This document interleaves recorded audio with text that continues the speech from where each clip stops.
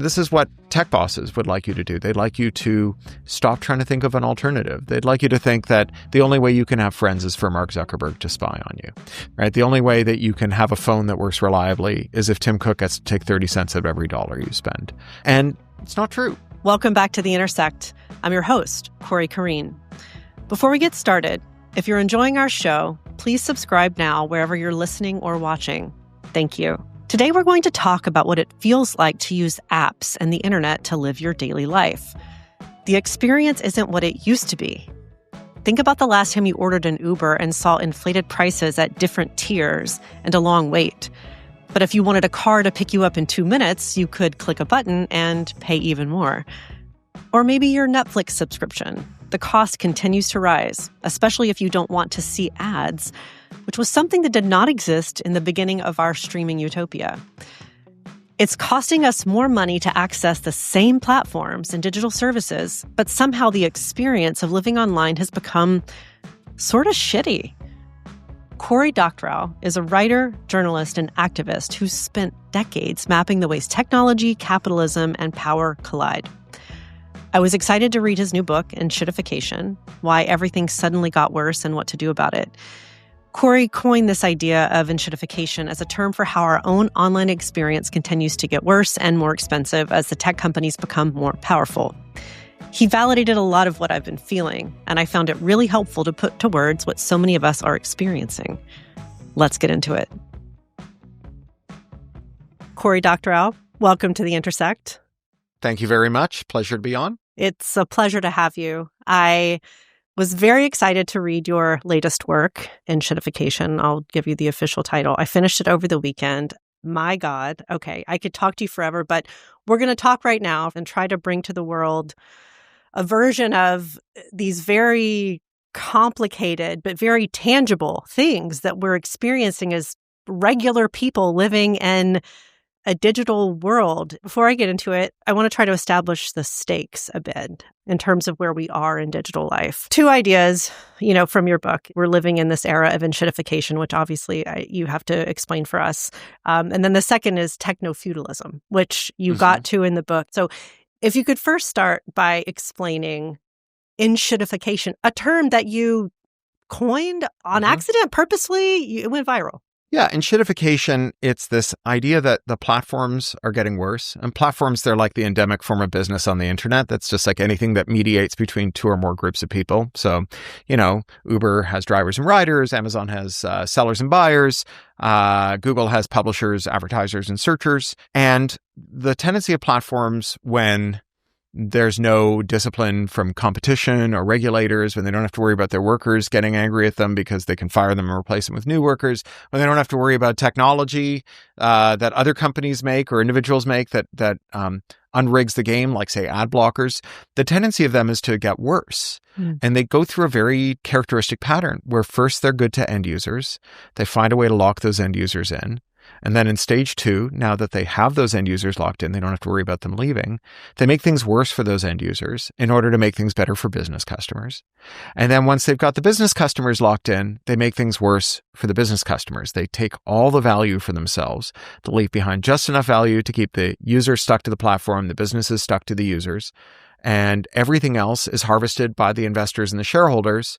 And because they've eliminated competitors and they don't have to worry about regulators and you can't use another technology to escape them, we keep using them even after they turn into, a pile of shit. Because we live in the Enshitocene.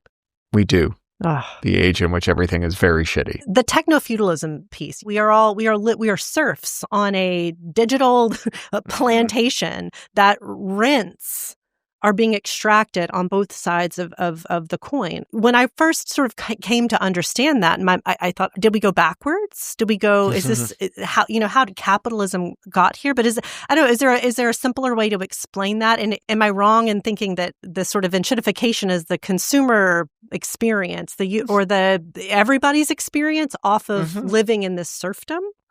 Yeah, so they are definitely related. So ttification is a thesis about what happens when firms no longer face discipline from external forces for making things worse, when they don't have to worry about competitors or regulators or powerful workforce or technology that unrigs the game that they're rigging, then there's no reason not to act with a very free hand to harm your users, your suppliers, your workers, and so on. So if you can capture your regulators, get rid of your competitors, tame your workers, and ban technology that could improve the offerings that you have in the market, then you've got this very free hand. And techno-feudalism, this idea of Yanis Varoufakis, harkens back, as you say, to the earliest debates about capitalism, about how it has created this set of incentives, this system that drives people to become more and more productive, to increase the material circumstances of the lives of everyday people in a world in which they know that if they don't do the best job, you'll go somewhere else. And so that is what markets do at their best. And this is all in contrast to the system that preceded capitalism, which was feudalism. And in feudalism, lords didn't have to compete to accumulate wealth. Lords owned a thing, a factor of production. They owned land. They had peasants who were bound to the land. So the people who were born on the land could not leave without the lord's say-so.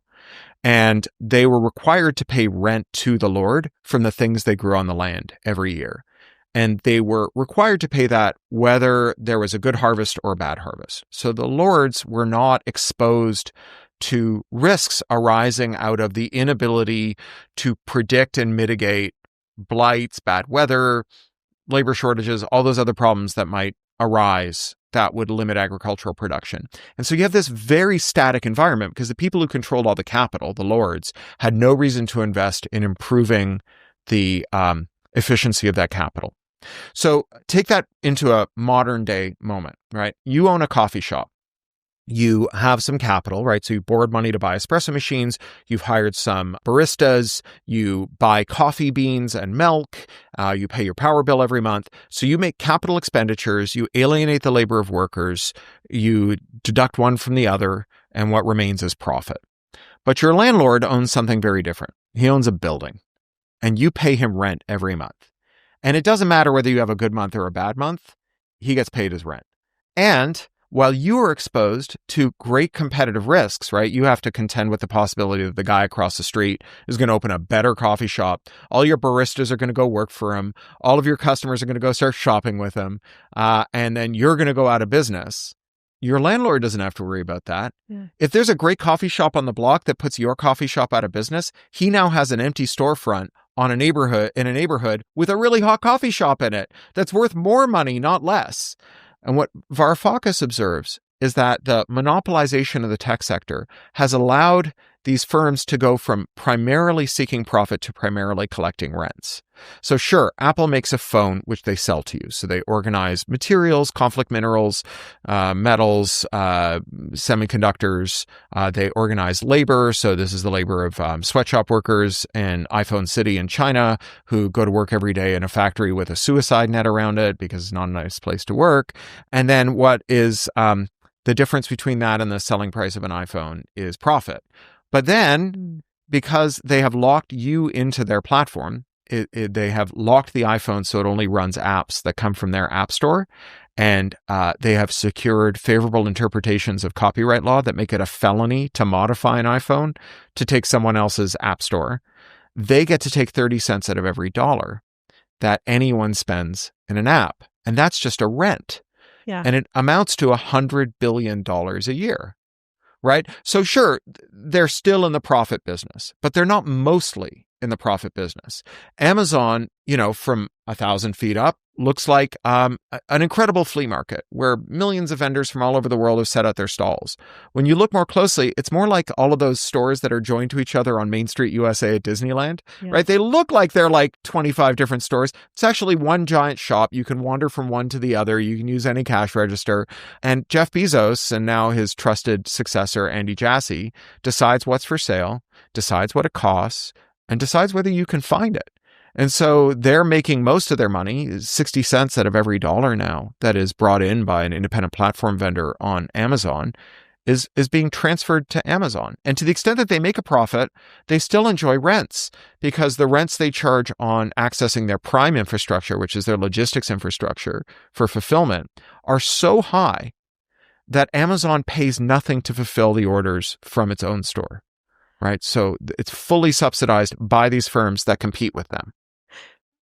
Hence techno-feudalism and shittification, which we're living with. I thank you for that. Thank you.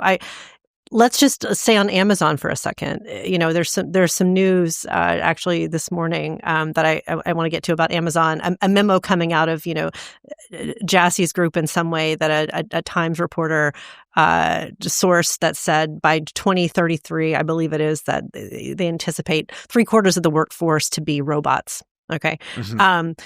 I thought about your book when I heard that, because you go really in depth around the experience. One, you just talk a lot about labor and the experience of this digital work by way of apps, right? Which allows, circumvention of traditional labor laws or protections that were once there. And then all of the gamification of how, the workers are actually trying to, within a system to just make ends meet that's really oppressive. I think about that.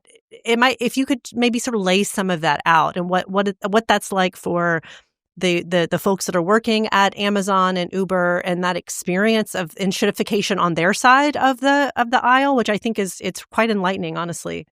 So one aspect of the way that platforms themselves work is they use apps as a kind of abstraction layer, or like an accountability sink. And so they take activity that would otherwise be unlawful and they say, but we do it with an app. And so somehow that makes it okay. So, think of all the cryptocurrency companies that are like, oh, we're not a bank, we're a fintech company. Sure, we would be violating securities law and finance law, but we're not, because we did it with an app. Right? This is what Uber did when they said, oh, well, it's not a taxi, it's just an app. It's not a labor relationship, it's just an app. One of the things that these apps enable is something that automation theorists call reverse centaurism. So in automation theory, a centaur is someone who is assisted by a machine. So when I use a word processor, I'm a centaur. When I get on a bicycle, I'm a centaur. I get to decide what to do. No one, when I'm riding my bike around the neighborhood, says, ride faster, you have a quota to make, right? So I'm in charge of my technological choices. May not always make those good choices, but they're my mistakes to make. Contrast that with reverse centaurs. So you might remember the classic I Love Lucy sketch where she and Ethel are working in the chocolate factory, and there's the conveyor belt going by, and they have to take the chocolates off the conveyor belt and put them in the boxes, and the conveyor belt goes faster and faster and faster, and they eventually cannot get the chocolates into the box off the conveyor belt. And so the humans that are the peripherals for the machine are encouraged to work faster and more relentlessly in order to not slow down the machine. And Amazon drivers are among the most reverse centaur of all the workers. Drivers have at least 9 apps monitoring them at all times. Everything from whether their eyeballs are pointed in the right direction to whether their mouths are open, because you're not allowed to sing on the job. They're given prescribed routes, but they can't deviate from those routes, even if there are obstructions or if it's dangerous. They are scored on the number of times they brake suddenly or swerve without regard to whether or not there's a traffic hazard they're avoiding. So they always have to be making this calculus in their head, like, do I swerve and lose points, which means I lose money, right? Do I swerve and lose points, or do I risk hitting that kid who just ran out into the street? There's a driver who's quoted in this report who swerved to avoid it was a truck that had diverted out of its lane and was now coming for a head-on collision.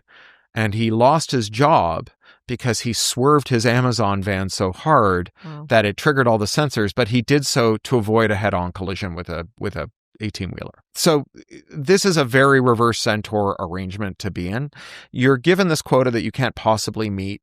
You're told that you're not allowed to pee in the van, but you're not given any way to pee anywhere else. You're penalized if they catch you with pee in the van. So if you actually walk the streets on the way up to any Amazon logistics center, you'll find all these pee bottles in the gutter that have been hucked out the window by drivers who get their vans searched when they arrive back. It's even worse for women drivers. They have to deal with period hygiene and other issues in the back of the van, but there's cameras there too, and they just kind of hope they're not being watched. A lot of them are peeing in garbage bags rather than in bottles because they don't have a pee funnel. And it's a very bad deal. And these drivers don't work for Amazon. they work for a set of intermediaries called delivery service platforms, or DSPs. And these DSPs, it's like getting roped into a multi-level marketing scheme. So they go out and they find people who like dream of being their own boss. And they say, okay, well, what you need to do is borrow a bunch of money to become a DSP. You're going to buy a bunch of vans that Amazon specifies. You're going to fill them with Amazon's sensors. You are going to enroll all of your workers on Amazon's apps, but they're going to be on your payroll. If they hit someone on the road because they're following our quota, that's your liability. And also, if we don't like the way you're running the DSP, if you don't fire the workers we tell you to fire, if your workers form a union, or if, we get like 5 DSPs in a city and it turns out we only need 3, we can just cut off your contract at will and you go bankrupt. Now we're talking about, okay, 3/4 of that workforce that are, peeing in bottles because we're humans and we have to relieve ourselves. But that we can get rid of that problem because robots. I don't think they're going to have the robots. I think they just like to say that they're going to have robots because it makes us just ignore all these problems. The same way that, tech, social media bosses have been saying, oh yeah, no, our moderation sucks now, but wait till the AI takes it over. Then it'll be fine. Just give it a couple of years. Yeah. Okay. All right. I'm just wondering, okay, but then all those people that don't have jobs, who are they going to be delivering products to? Like, are we going to have any? There's that too. But I think these guys, they would really like us to believe that they're going to continue to grow. It's very hard for Amazon to grow, right? Amazon owns the whole market. They pay their workers sub-starvation wages. They rely on food stamps and other things to keep them in business. So where are they going to grow, right? They can't squeeze their suppliers anymore. Their suppliers are already taking a 60% hit out of every dollar. So where's their growth opportunity? If they don't have one, the stock market's not going to love them anymore. You get these giant price to earnings multiples when you're a growth stock. But when you're a mature stock, you just get treated like a business, right? Not like a potential. I want to pivot a little bit. You talk about the old good internet, or some phrasing that way. The old good internet. The old good internet. Yeah. Can we get the old good internet back? Can we have a more empowered experience for? We can have a new good internet. A new good internet. Okay. Yeah. Talk to us about that. Yeah. So there were problems with the old good internet. It wasn't perfect, right? It did have a lot of technological self-determination, but it was also kind of hard to use. And I think tech bosses would really like us to think that the ease of Web 2.0 that created this kind of grease slide that let people get on the internet inevitably comes with their locks, right? That the grease slide also means that there's a greased pole that you have to climb to get out of Web 2.0. And I sometimes call it vulgar Thatcherism, after Margaret Thatcher, the British Prime Minister, who used to say, there is no alternative. And this is what tech bosses would like you to do. They'd like you to stop trying to think of an alternative. They'd like you to think that the only way you can have friends is for Mark Zuckerberg to spy on you. The only way you can search the web is for Sundar Pichai to know what color underwear you're wearing, right? The only way that you can have a phone that works reliably is if Tim Cook has to take 30 cents of every dollar you spend and divert it from the media, from performers, from news gatherers, from software authors and people you support, right? And it's not true. We could build a new good internet. We could build it out of the parts of the old good internet. We don't have to invent a new thing. We can jailbreak the existing printers so they take third-party ink. We can jailbreak the existing phones and consoles so you can use anyone's app store. We could jailbreak cars so any mechanic can fix them. We could jailbreak tractors so that John Deere can't send a kill signal to them and shut them down the way they did after those Russian looters stole those tractors from Ukraine, which I think we all cheered. But I think it gets a lot less cheerful if you think about Donald Trump doing that to any country that displeases him. We're on the baby beginning scene of AI and like what in the actual, is about to happen there. Do you, I don't know, like the machines are going to optimize us now? Is that like the very end of enshittification? I'm just wondering how you think about AI now sort of entering into this era where everything, into the Enshitticene, let's say. Yeah. Well, I think the biggest thing to worry about with AI is not what the AI systems are going to do. It's the fact that they've spent $700 billion by their own account. All of these companies together are making $60 billion. That's a grossly inflated number, by the way. It includes things like OpenAI getting $10 billion worth of compute credits from Microsoft and then giving them back to Microsoft, and Microsoft calling that $10 billion in revenue. It's like if someone's standing on the sidewalk outside of a Starbucks who gives you a coupon for a $7 latte and you bring it in, you get a free latte and they say they've made $7. So you got $700 billion in CapEx. You got $60 billion in gross revenue across the whole sector. The assets themselves, well, they're depreciating those GPUs on a 5-year schedule, but they actually burn out after 2 years. And none of the high-value applications for AI work. Agentic AI is nonsense. It doesn't exist, and there's no sense that it will exist anytime soon. If you listen to agentic AI people, they're like, oh, we used to think that we could just ask an AI to go like on the web for you. It turns out that doesn't work. It ends up buying you eggs that cost $40. So what we think now is that all the websites just have to expose all their functionality so that you can use software to access them, which sounds great, except it's the thing that all the websites have refused to do for the last 20 years, because then you could do things like comparison shop, which is the thing that the companies don't want you to do. That's why the FTC had to go after them for junk fees. So that's not going to happen. The AI can't do your job, but your boss can be convinced to fire you and replace you with an AI that can't do your job because your boss is relentlessly horny for not paying you. And so we're going to see a lot of useful things replaced with defective AI, but that's not as bad as it gets, because when all these companies go bankrupt and the 32% of the stock market, that is the 7 failing AI companies that pass the same $100 billion IOU around and around and pretend that it's revenue. When they all go under, like, we're going to see a kind of economic collapse that makes 2008 look like nothing. So we need to worry about the ghastly financial apocalypse, and the fact that those financial apocalypses also often give rise to authoritarian movements. That's a thing we should be really worried about. We're all very worried about this, hyperscale superintelligence, but just hearing that. Yeah. That's like worrying that if we keep breeding these horses to run faster and faster, one of the mares is going to give birth to a locomotive, right? An intelligence is not a word guessing program that knows more words. Cory, tell us where we can find your book, because I know that you went to great pains to record your own cool audio version. You've jailbroken your own content at the expense of your own children's college fund, etc. But how can we get your book? So in Shittification, you can get it wherever books are sold. The ebook is available everywhere ebooks are sold, and it is sold without what's called digital rights management, which means that every app can read that book. You can move it from the Kindle app to a Kobo app to a Calibre, which is like a free and open app. You can lend it, you can give it away, you can sell it. It's yours. It's a file that belongs to you, right?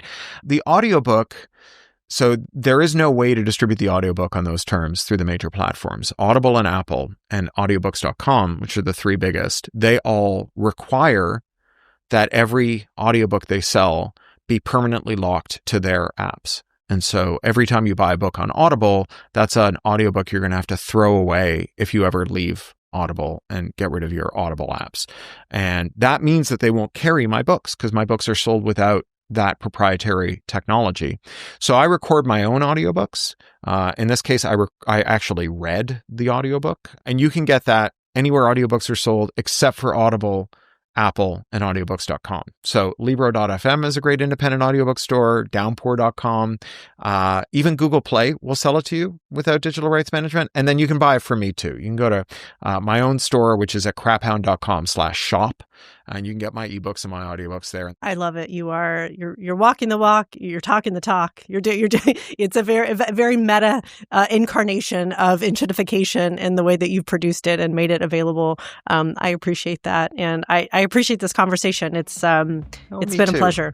Thank you. Pleasure is mutual. Cory Doctorow is the author of Shittification: Why Everything Suddenly Got Worse and What to Do About It, which is out now. Thanks so much for joining us on The Intersect. Thank you. It was a real pleasure. I'm not suggesting you jailbreak your printer, but the idea that activists and community organizers are pushing for user agency is encouraging. My view is this emerging wave of AI will entirely yet again change our experience with the internet and how we live our lives on and offline. I really appreciate Cory's advocacy in a moment where we as digital citizens need a guide. We do not know what this will look like in the future, but we do know that there are ways it can be much better for us. And we will keep exploring this here at The Intersect. See you back here next week.